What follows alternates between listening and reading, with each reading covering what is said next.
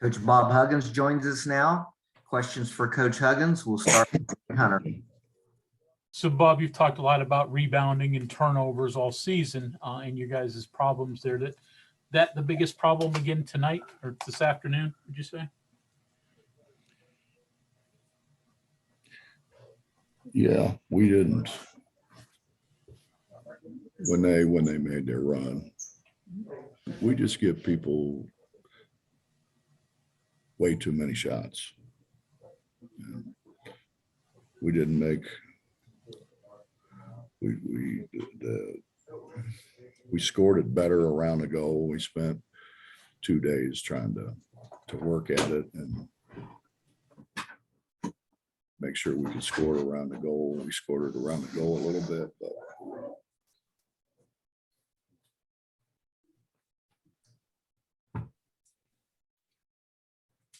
you gotta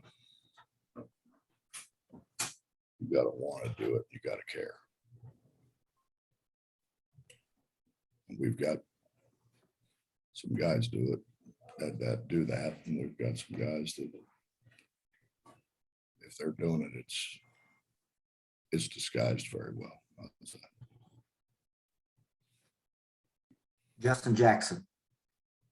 Hey, Coach, kind of what you were saying there about them getting some shots. How much of that is miscommunications, like on switching or not switching? It seemed like there were maybe a couple of miscommunications in the second half at the wrong times. Well, Justin, this is not a very good perimeter shooting club. And so as I watched their games, they scored a ball in the paint. Right. And so I thought that if we played that 1-2-2 zone and we kind of packed it, didn't get it spread out too much, that it would be good. And it was good. It was good. And I don't know how hard is it to bump? I mean, so my guys, let's say back cuts, I take him to the next guy and give it to him and say, take him, Justin, and pop back out and get a guy. How hard is that? Right. I've never had, and we've done that before, and I've never had guys think that was hard to do.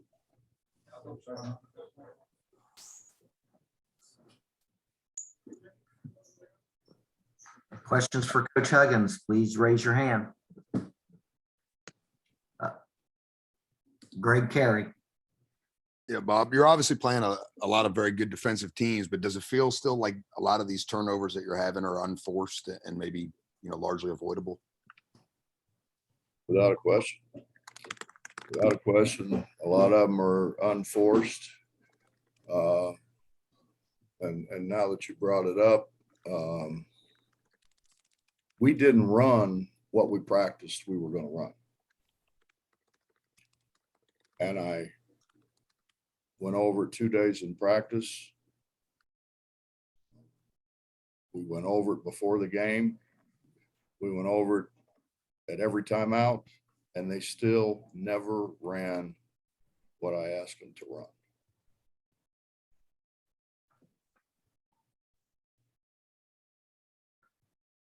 Bob Hertzel.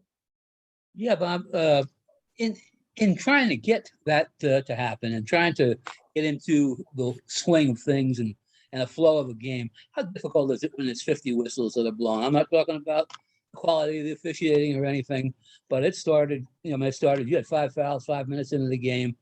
It started from the first and ended at the last whistle. What does that do to the flow of the game and the way you try to play, especially with two teams that like to play defense? Well, any stoppage in play is going to destroy rhythm. I mean, any stoppage in play, whether somebody threw something on the floor or guy got hurt, or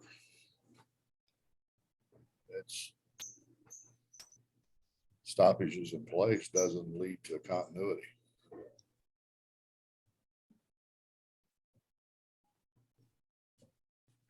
Justin Jackson.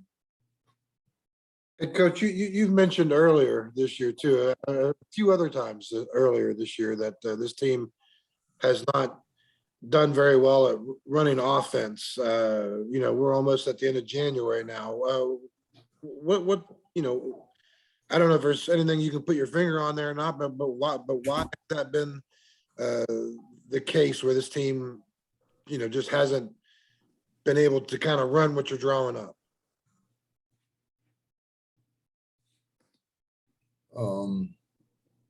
Probably truth be known, Justin, I've given them too much rope. I've let them screw up. Tried to calmly try to fix it.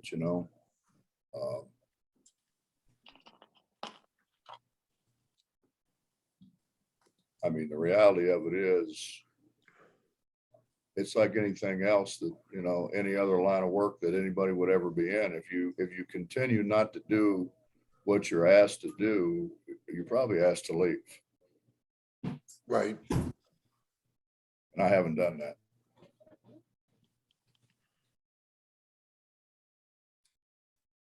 Mike Casaza.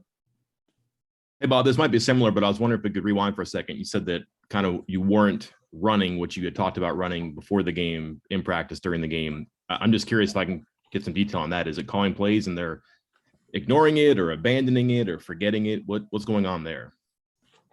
You just don't run it, Mike. I don't know how to say it any different than that. They just don't run what they're asked to run. I mean, we draw it up on a clipboard. We practice it in practice. So you're saying you send the instruction, they get it, and then it kind of short circuits from there. They're just not going through the execution. No, I didn't say it's short circuited. I don't know why it doesn't happen. Yeah. Back to Greg Hunter. So Taz, your leading scorer, I'm sorry, Bob, your leading scorers in Taz and Sean. Taz has a good game. Sean does not. Did they defend Sean really well? And what did you think of Taz's performance? Yeah, I mean, that's going to happen the rest of the year.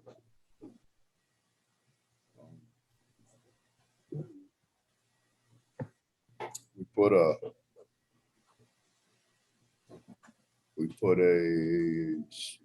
not really a set, more of a motion kind of thing where we did a lot of screening for those two guys. No, I take that back. We were supposed to have a lot of screening for those guys. Didn't happen. What'd you think of Taz? He had his best night since he had COVID. I think he forced a lot of things. I mean, he carried us, but I think in doing that, he forced some things that I'm not used to seeing him do.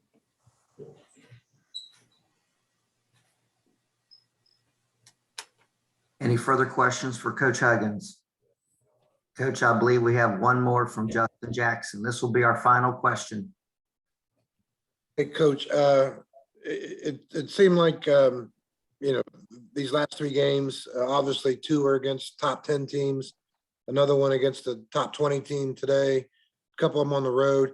How critical of a juncture is this? What was the message after the game, and what needs to be the message moving forward to, get away from obviously what's a tough spot right now?